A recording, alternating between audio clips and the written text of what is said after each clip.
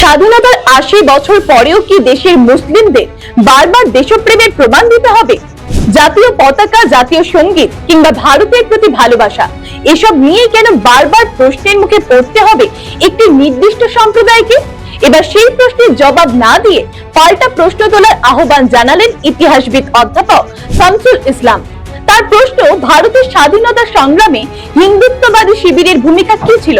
দেশভাগের বিরোধিতা করা মুসলিমদের ভূমিকা কি ইতিহাসের পাতা থেকে মুছে দেওয়া হয়েছে? এই নিয়ে সামনে এসেছে ইতিহাসের একাধিক গুরুত্বপূর্ণ দিক। বিস্তারিত জানতে দেখুন প্রতিবেদন। कोई जवाब देने की जरूरत नहीं है, उल्टा पूछिए आरएसएस वाले से जो लोग हिंदुत्ववादी सवाल कर रहे हैं कि आपने भारत की आजादी में क्या रोल अदा किया। तुम्हारे बीच में से कोई भगत सिंह क्यों नहीं है, तुम्हारे बीच में से कोई अशफाकुल्लाह क्यों नहीं है? जब नेताजी आजाद हिंद फौज बना रहे थे जिसमें हिंदू मुसलमान सिख सब थे, और ये नेताजी वो थे जो जानते थे कि वंदे मातरम कितना झगड़ा करा रहा है, इसलिए उन्होंने जय हिंद रखा था, क्योंकि वंदे मातरम एक ऐसे नॉवल से जुड़ा हुआ है जो मुसलमानों के कत्लेआम की बात करता है। जब नेताजी आजाद हिंद फौज बना रहे थे जिसमें हिंदू मुसलमान सिख सब थे, और उसके दो लीडिंग कमांडर जो थे वो मुसलमान थे। অধ্যাপক শামসুল ইসলামের বক্তব্য, মুসলিমদের বারবার দেশপ্রেমের পরীক্ষা দিতে বলা একটি অত্যন্ত বিপজ্জনক প্রবণতা। তার মতে এই প্রশ্নের উত্তর দেওয়ার বদলে প্রশ্নটা ঘুরিয়ে দেওয়া উচিত। স্বাধীনতা সংগ্রামে কার কি ভূমিকা ছিল সেই ইতিহাসই সামনে আনার দাবি তার। অধ্যাপক ইসলামের কথায় ভগৎ সিং, আশফাকুল্লাহ খান কিংবা উধম সিং স্বাধীনতার লড়াইয়ে তাদের অবদান কোন একটি সম্প্রদায়ের ইতিহাস নয়, গোটা ভারতের ইতিহাস।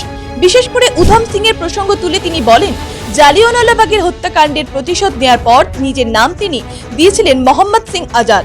তার কাছে এই নাম ছিল হিন্দু মুসলিম ঐক্যেরও প্রতীক।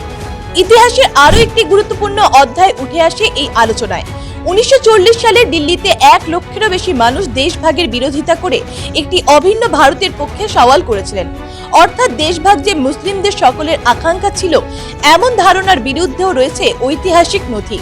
অধ্যাপক ইসলামের বক্তব্য, স্বাধীনতা সংগ্রামের এই বিস্মৃত ইতিহাস নতুন করে পড়া প্রয়োজন। পুরনো সংবাদপত্র, স্মৃতিকথা, রাজনৈতিক প্রস্তাব থেকে উঠে আসা তথ্যই দেখাতে পারে দেশের স্বাধীনতার লড়াই ছিল বহু মানুষের, বহু সম্প্রদায়ের সম্মিলিত সংগ্রাম। তাই স্বাধীনতার ৮০ বছর পর প্রশ্নটা হতে পারে অন্যরকম। কার দেশপ্রেমের প্রমাণ কে চাইবে, আর স্বাধীনতা সংগ্রামের উত্তরাধিকারী বা কার? ব্যুরো রিপোর্ট, জি বাংলা।